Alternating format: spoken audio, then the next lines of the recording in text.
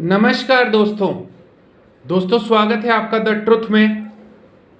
और आज बात करेंगे कि किस तरीके से कोरोना में मरीजों पर पड़ रही है दोहरी मार। जी हाँ, बात करेंगे कि जहाँ एक और कोरोना से आम इंसान परेशान है, रोगी परेशान है, उससे कहीं अधिक परेशानी जो कोरोना के इलाज में इंजेक्शन काम में आ रहे हैं, जो ऑक्सीमीटर्स काम में आ रहे हैं, जो ऑक्सीजन सिलेंडर काम में आ रहे हैं, उसकी बढ़ती हुई कालाबाजारी से भी रोगी काफ़ी परेशान है और उसके मिलने वाले, उसके घर वाले काफ़ी परेशान हैं। आखिर क्या हो गया हमारी मानवता को? क्या हम मानव इंसान कहलाने लायक हैं?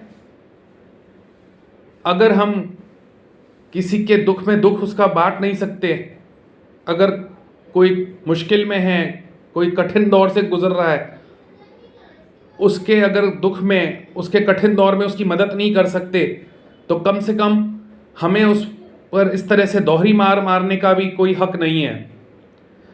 जी हाँ, देश में कई प्रदेशों के, कई शहरों में, कई जिलों में इस तरह की घटनाएं देखने को मिल रही हैं। कई घटनाओं के सोशल मीडिया प्लेटफॉर्म्स पे वीडियोस वायरल हो रहे हैं, खबरें वायरल हो रही हैं अखबारों के ज़रिए कि किस तरीके से जो रेमडेसिविर इंजेक्शन है उसकी कालाबाजारी हो रही है, पल्स ऑक्सीमीटर की कालाबाजारी हो रखी है, यहाँ तक कि थर्मोमीटर्स की भी कालाबाजारी हो रही है। और आप यकीन नहीं करेंगे कि जो रेमडेसिविर जो इंजेक्शन है, जिसकी सरकारी रेट जो है या जो उसकी जो दर है सरकार के द्वारा जो तय की गई है वो 4,000 रुपये है लगभग, उसको 6 गुना अधिक कीमत तक भी बेचा जा रहा है। अभी एक जगह मामला सामने आया जिसमें दो संपन्न घर की लड़कियां, जिसमें एक तो सरकारी शिक्षिका है और दूसरी सरकारी बैंक में कार्यरत है, दोनों को पुलिस ने रंगे हाथों पकड़ा मुखबिर की सूचना पर। वो रेमडेसिविर बेच रही थी 6 गुना दाम पर। अब सोचिए आप, तो क्या हो रहा है इस समाज को समझ नहीं आता।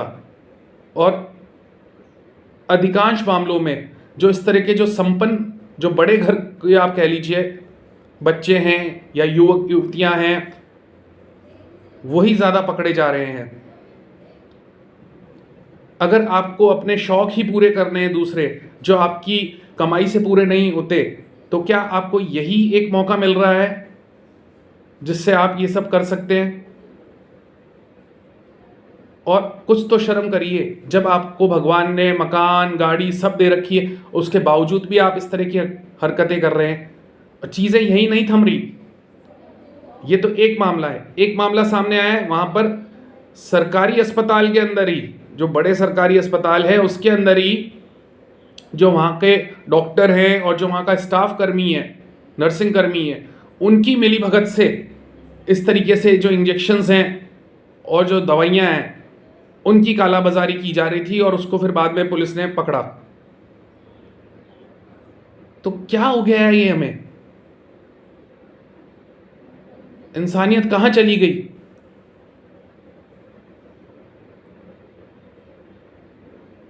माफ कीजिएगा, अगर आप किसी की कठिन दौर में मदद नहीं कर सकते तो उसको दोहरी मार देने का भी आपको कोई हक नहीं है।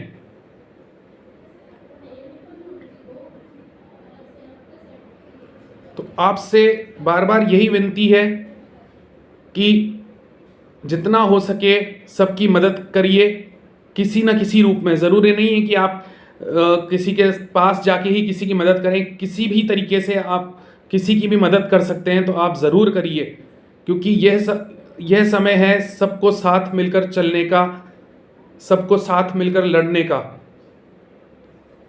क्योंकि हम लोग जब साथ चलेंगे, साथ मिलकर लड़ेंगे, तो ही हम इस तरह के जो समाज में कुरीतियां हैं उनको दूर कर सकते हैं।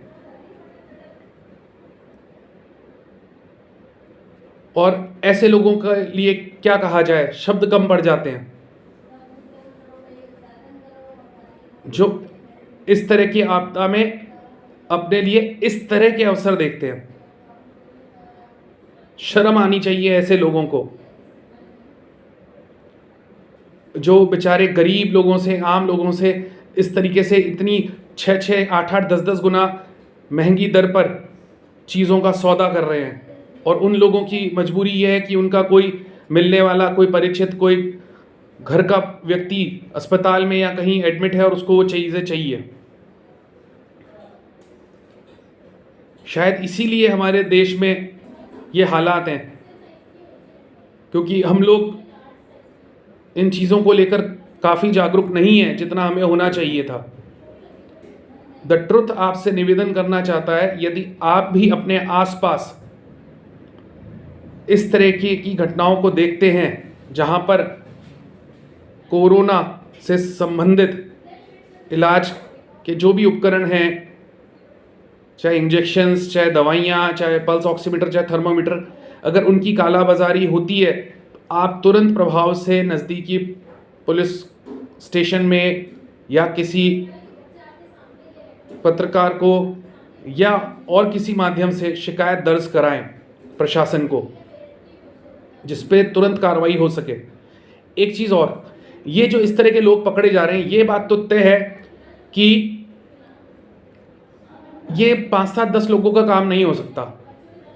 निश्चित ही ये एक इन लोगों की लंबी चेन है जो आज नहीं तो कल पकड़ी जाएगी, लेकिन वो लोग पता नहीं कब तक पकड़ में आए। लेकिन उनके चक्कर में ये जो इंजेक्शन्स की, ऑक्सीजन सिलेंडर्स की और ये जो दूसरी चीज़ों की कालाबाजारी हो रही है, इसके चलते कई लोग अपनी जान ज़रूर गंवा रहे हैं। और कालाबाजारी के बाद दोहरी तिहरी मार पड़ जाती है जो रोगी होते हैं उसके परिजनों को, क्योंकि प्रशासन की सख्ती के बाद में जब नियम कायदे और सख्त कर दिए जाते हैं, जब कालाबाजारी हो रही होती है,